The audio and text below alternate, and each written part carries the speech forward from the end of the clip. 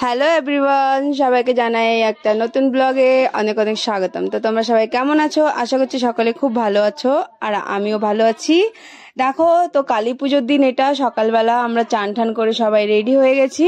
আর আজকে হচ্ছে বাড়িতে কালী পুজো আয়ুষের, আর তার সঙ্গে আছে অনেক অনেক কিছু। তো তোমরা ভিডিওটা দেখতে থাকো, আশা করছি সকলের খুব ভালো লাগবে। তো দেখো, আমি চান ঠান করে বসে পড়েছি, নতুন জামা পরে মালা গাঁথবো মায়ের জন্য, কালী মায়ের জন্য। তো আমি আর আমার দিদি বসে মালাগুলো গাঁথছি। তো এখানে হবে জবা মায়ের 108টা করে, মানে ফুল দিয়ে, জবা ফুল দিয়ে মালা গাঁথতে হবে। কিন্তু এতগুলো মালা ছিল না, আর এদিকে দিদি গোনা শুরু করে দিয়েছে যে কতগুলো টোটাল মালা আছে। শুধু লাল জবা দিয়েই মালাগুলো গাঁথতে হবে। তো অতগুলো হচ্ছিল না, তো সবাই বললো কি শুধু 8টা দিয়ে গেঁথে দিলেই হবে।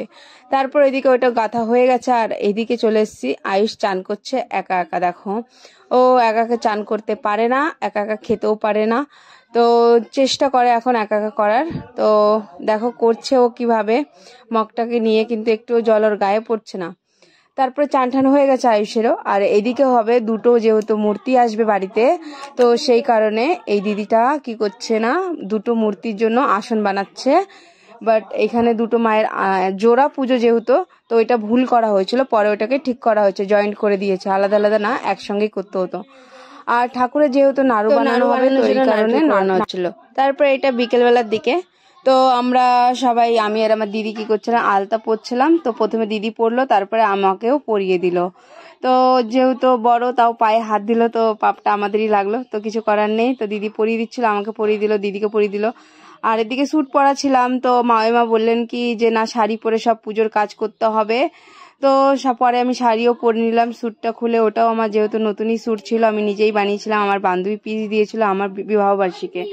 তো যাই হোক, আর এদিকে হচ্ছে রাত্রেবেলা যেহেতু লোকজন আসবে বাড়িতে খেতে কালী পুজোর উপলক্ষে, তো রান্নার জন্য সমস্ত বাজার জামাইবু করে নিয়ে এসছে। অনেক বাজার ছিল, অনেক রকমের মানে মিক্স সবজি হবে, যেন পুঁই শাক, কুমড়ো, মানে আরো অনেক অনেক সবজি যেগুলো হয়, ডাল, এটা দুটো শিঙা যেটা পুজোতে লাগবে, সমস্ত একটা ঘরের ভিতরে রাখা ছিল, যেগুলো আমি মানে তোমাদের সঙ্গে একটু শেয়ার করছিলাম। তো যাই হোক, তারপরে এখন বেরোতে হবে দিদি আর জামাইবুকে 7টা বাড়ি, মানে দুটো পুজো যেহেতু জোড়া, তো 14টা বাড়ি ঘুরতে হবে। তো সেই কারণে সেটাই প্রস্তুতি করা হচ্ছিল। তো দুটো ঘর সাজানো হচ্ছিল, দিদি বাড়ি বাড়ি নিয়ে ঘুরবে। তারপরে ঘোরার ভিডিওটা আমি পরে দেব তোমাদের সবার সঙ্গে, অনেক বড় হয়ে যাবে একসঙ্গে করলে। আর তোমাদের বললাম যে বিকেলবেলা লোকজন খেতে আসবে, সেই প্রস্তুতি সবাই একসঙ্গে বসে সবজি কাটছিল। আর এখানে সবজি কাটা হচ্ছিল, আর একদিকে রান্না হচ্ছিল, মানে সবাই হাতে হাতে করে দিচ্ছিল। এদিকে ডালটা আগে সবার আগে বসিয়ে দিয়েছে, কারণ ডাল তো আর কাটতে হয় না।